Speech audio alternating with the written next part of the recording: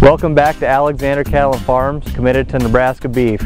I'm Josh again, and today we're going to talk a little bit about our environmental consciousness and what we do to kind of distribute our manure, help preserve the land, and a little bit of how we kind of do things here at the feedlot. As you can see, we're on a quarter of our land here north of our feedlot. We also have next to us here is a stockpile of manure. Now all this manure has been hauled from our feedlot and placed here over the summer months, and what we're actually going to do is apply this throughout the field due to specific regulations or needs that the field is calling for.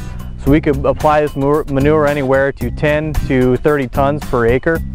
And how we'll do that is we'll come in with tractors and loaders and spreaders and actually measure off the distance that we need to apply each load.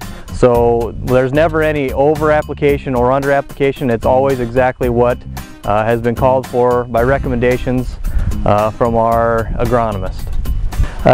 As you can see, we've stockpiled this manure here on top of the hill.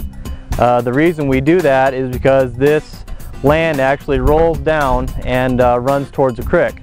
Now, like I said, we did place it at the top of the hill, so we're meeting minimum setbacks, basically controlling any runoff or dust or anything that could move down into the water.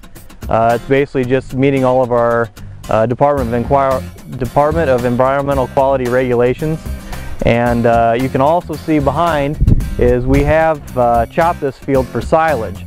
Now we do try to leave as much residue as possible, basically just trying to control the erosion.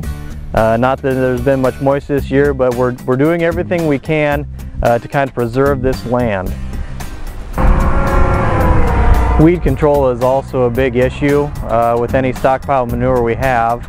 So as you can see, we'll bring our batwing mowers up, mow down any unwanted weeds or volunteer weeds, and then we'll follow up by spraying herbicides to just as another method of control.